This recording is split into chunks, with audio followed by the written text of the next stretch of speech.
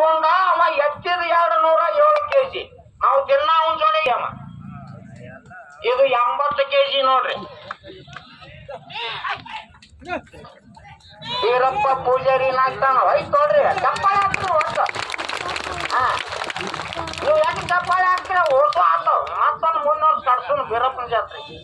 10 KG ಈಗ 187 KG ನೋಡ್ರಿ ಬೀರುವಣ್ಣ. ಅದಕ್ಕ ಎಷ್ಟು ಹೊಗಳಿದ್ರು ಕಮ್ಮಿ ಆಗ್ತೈತ್ರಿ.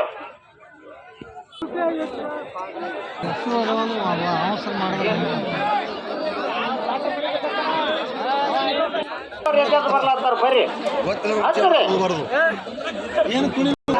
ಈಗ 194 ಕೆಜಿ ನೋಡ್ರಿ. ಹೋಲ್ರಿ ಆ ಕಡೆ ಹೋಲ್. 194 ಮಾಳಿಂಗರಾಯಿ ತಯಾರಾಗ್ಯಾರ್ರಿ.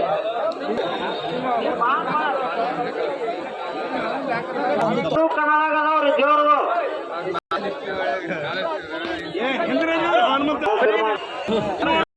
ನೋಡ್ರಿ ಹಂಗೆ ಹೊಡಿಬೇಕು, ಹಂಗೆ ಮಾಡ್ಬೇಕು.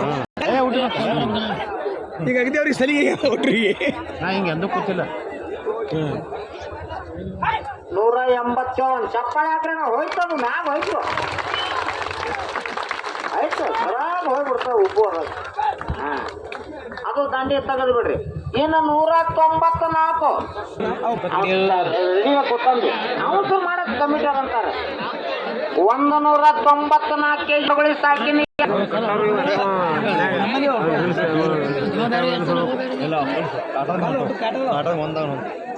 194 ಕೆಜಿ ತಯಾರಿ. ಯಾರು ಚೀಲ ಎತ್ತೋರೋದಿಲ್ಲ ಬೇಗನೆ ನೀವು ರೆಡಿ ಒಳಗಿರ್ಬೇಕು. ಯಾಕಂದ್ರೆ ಸಮಯ ಭಾಳ ಆಗ್ಯದ.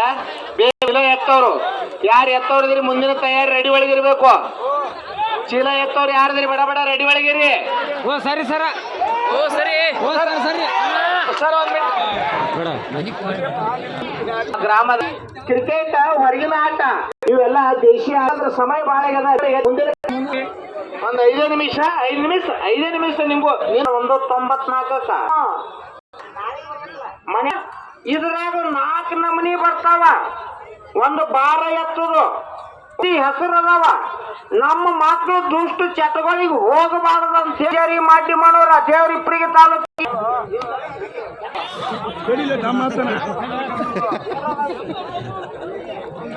194 ಕೆಜಿ ನೋಡ್ರಿ.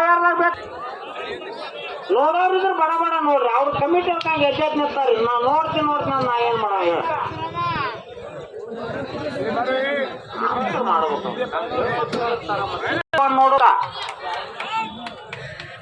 194 ಹಾಕ್ರ ಚಪ್ಪಾಳೆ ಹೋಯ್ತು ಮ್ಯಾಗ ಹೋಯ್ತು. ಆಯ್ತು ಅಡ್ಡಿಲ್ಲ. ಇನ್ನ ನಮ್ ಲ್ಯಾಕ್ 16 ಕೆಜಿ ಐತಿ. 207 ಆಗ್ಬೇಕಾದ್ರ ಇನ್ನ 16 ಕೆಜಿ.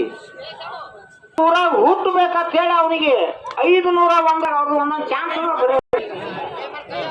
ಇಲ್ಲಿ ನೋಡ್ಬೇಕ್ರಿ. 110 ಪೂಜಾರಿ ಅವ್ರು ಎತ್ತಾರೀಗ. ಈಗ 194 ಕೆಜಿ ಎತ್ತಾರ. ಮುಂದೆ ಇರ್ತಕ್ಕದ್ದು 207 ಕೆಜಿ ಗುಂಡ. ಗದ ಇಟ್ಟಿದ್ದು 1 ಕಿಲೋ ಬೆಳ್ಳಿ ಗದ ಅದ.